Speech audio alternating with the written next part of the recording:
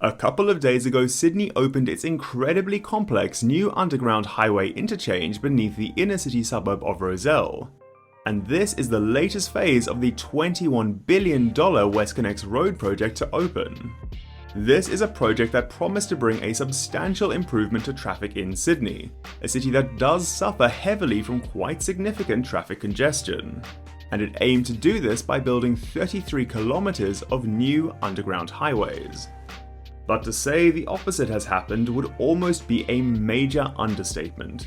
The opening of the new Rozelle Interchange has been nothing short of a disaster for Sydney's traffic congestion.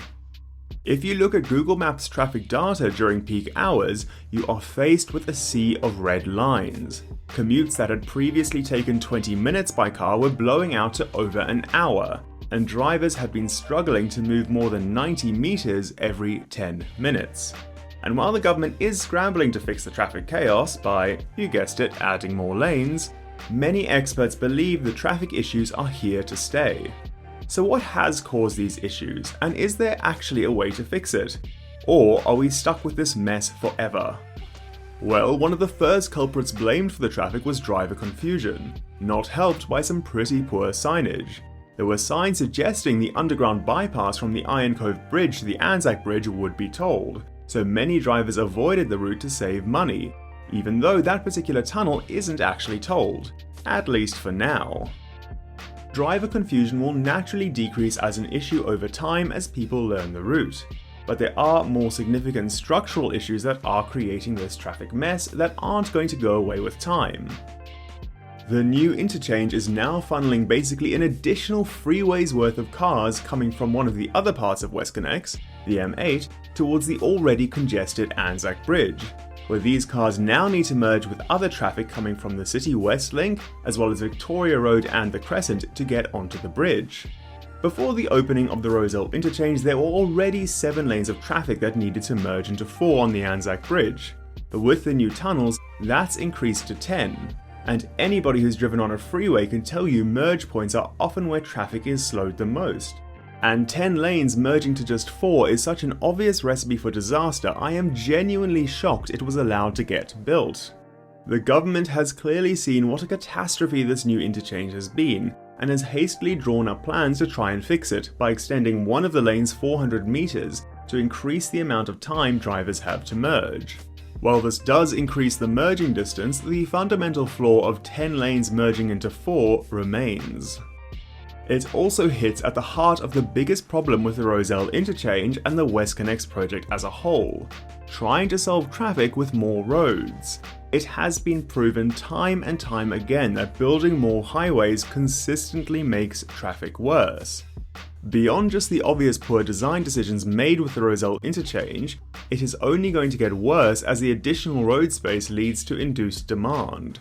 Before the Rozelle Interchange opened, I made a whole video looking at how the problem of induced demand affects roads as well as other modes of transport like mass transit, which I'd encourage you to watch if you want to know more. I'll put a link somewhere on the screen.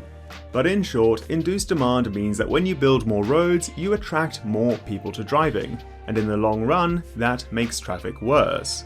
So even if extending some of the interchange's lanes does improve traffic, which it probably won't, and even if improving signage does help reduce driver confusion, which it might, the additional road capacity brought by the Rozelle Interchange was always going to lead to induced demand, and as a result, worse traffic.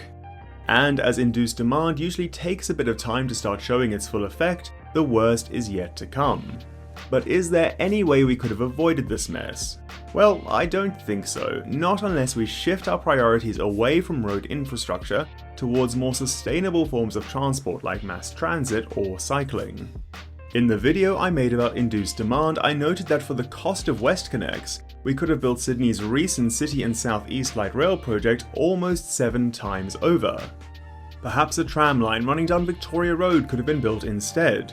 It would have undoubtedly been much cheaper, and a single lane of dedicated light rail track can move about 10 times as many people as that lane would if it just carried private cars. It could also have been built as a metro. We saw that when Sydney Metro Northwest opened, it resulted in 20,000 fewer cars using the nearby M2 motorway each month. This is because an attractive new public transport option was made available for people who now had a better reason to choose not to drive. In contrast, the Rozelle Interchange opening has only served to make the buses that run down that route less attractive, as they too are getting caught up in the merging chaos. Ultimately, the WestConnex project and the Rozelle Interchange in particular serve as yet another reminder that our governments need to shift the focus of our infrastructure spending away from cars and towards modes of transport like light rail, bicycle lanes, and even new metro systems, modes of transport that can actually benefit our cities. Well, I hope you enjoyed this video. If you did, please consider giving it a like and subscribing to the channel if you haven't already. If you haven't seen my previous video on induced demand, consider giving it a watch. I think it pairs quite well with this one. I'll be sure to link it in the description. And as always, I'm City Moose, thanks for watching.